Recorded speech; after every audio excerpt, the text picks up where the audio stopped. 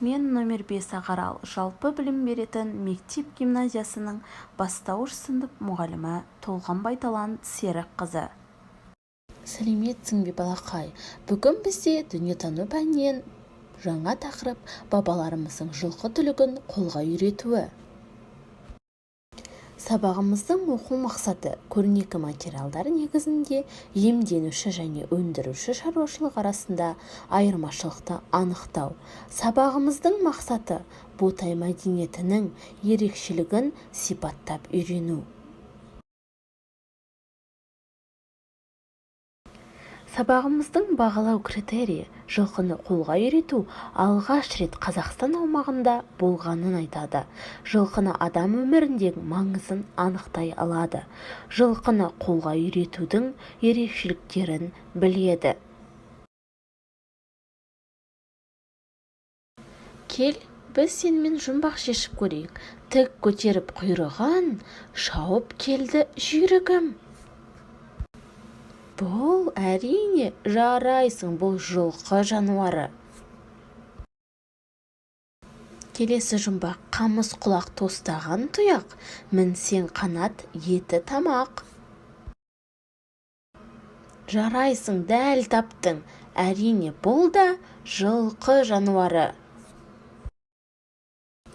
Қане сенімен сөздік жаттайық. Құлын, жеребенок, фол.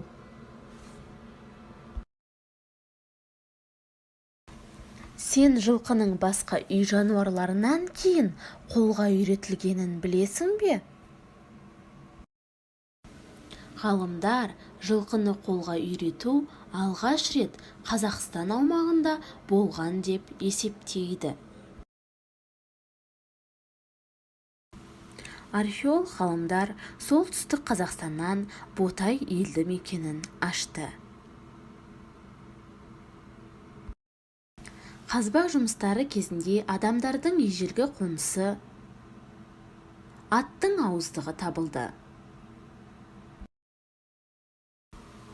Қыш ыдыс сынығынан қымыздың кепкен қалдығы анықталды. Біздің арғы ата-бабаларымыз жылқыны қолға үйрете білді. Ол кезде климат жылы әрі ылғалды болды. Қоныс маңындағы шөбі шүйгін жайылымдарда жабайы жылқылар үйірімен жайылып жүрді.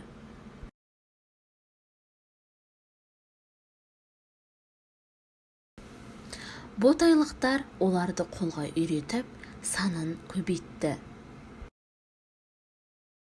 Ал балалар, жылқы туралы біз не білеміз? Қазақстанда жылқының 16 түрі өсіріледі. Әр түліктің өзінің пірі болады.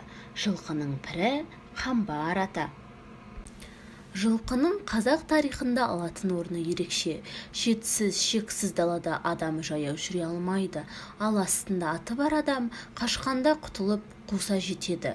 Сол себепті жылқы ер қанаты деген сөзінің жылқы адам өміріндегі орнын көрсетеді. Жылқы жас ерекшелігіне қарай құлын, жабағы, тай, құнан, дөнен болып аталады.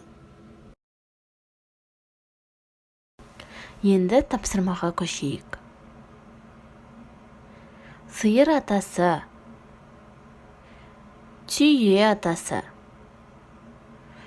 жылқы атасы, қой атасы қалай аталады? Өз жауабыңды тексер. Егерде жауабың дұрыс болса, жарайсың балақай. Келесі тапсырма. Өзің білетін немесе интернет желісін пайдаланып 5 мақал-мәтел жаз. Өзіңді бағала.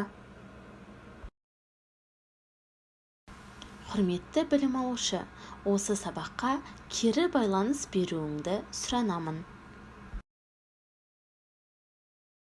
Үй тапсырмасы. Мәтінді түсініп оқу. Жылқының сүті қалай аталады? Жылқыда не жоқ? Сұрақтарына жауап табу.